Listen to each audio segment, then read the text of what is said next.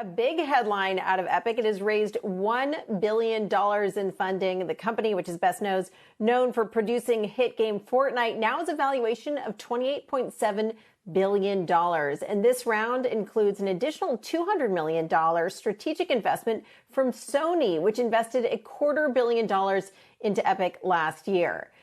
All of this comes ahead of the trial starting May 3rd for Epic's antitrust lawsuit against Apple. That battle started after Epic Games tried to avoid Apple's 30% App Store fee, and Apple then removed Fortnite from its App Store. Meanwhile, two headlines from another company at odds with Apple, Facebook. It's taken aim at the anti-tracking tools in Apple's new operating system. Facebook is expanding its oversight board. Now users can appeal to remove harmful content from Facebook and Instagram. Up until now, the board, which launched in October, had only heard appeals about when people thought their own content had been removed inappropriately.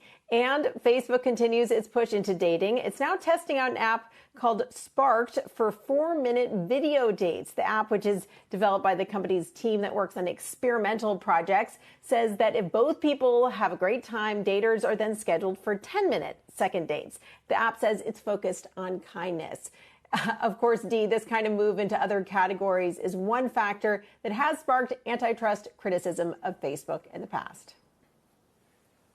Right. And, kindness, it feels like it's really becoming this buzzword in social media apps. It feels like Facebook's almost taking a page from Nextdoor, the neighborhood social media app, which is much smaller, but they have had these kindness reminders. So, be interesting to see how effective they are. But Julia, I want to go back to the Epic news that you brought us, that massive fundraise at a nearly $30 billion valuation. So I checked out Roblox's market cap this morning, of course, recently went public. It's nearly $45 billion. We don't know the rest of Fortnite's financials, of course, and Epic Games financials, but the bull case behind both companies, right, is that they're tapped into the metaverse. How much, and this is what I wonder, because my brother always says that his kids have moved from Roblox to Fortnite. How much do they compete with each other?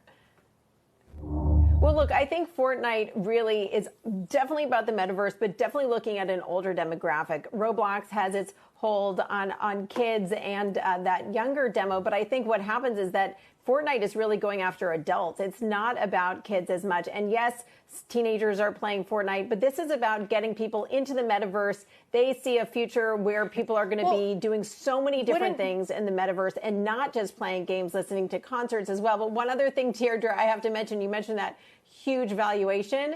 Tim Sweeney, the CEO of Epic, still controls this company. He still controls all the votes. Yeah, I mean, Deirdre, I think, Julia, I'll address this to you. So many of the gaming companies are trying to get into not only this metaverse space, but operating more as a platform, having kind of commerce loops in their games, throughout their games. I mean, so in a way, it makes a lot of sense for Epic to be valued this way because they've been a pioneer in this space. But then it also makes me wonder, can all of these gaming companies win? Well, what I would say is that they just want to get you sucked into their ecosystem, paying them. And for Epic's case, they don't want to be paying those fees to Apple. And I think it's really about not just gaming, not just commerce, but also entertainment, which is something that Epic has really pushed a lot into. So the question really, John, Carl, is how all of us can live our lives more in these ecosystems. And Carl, that's where the likes of Epic really wins.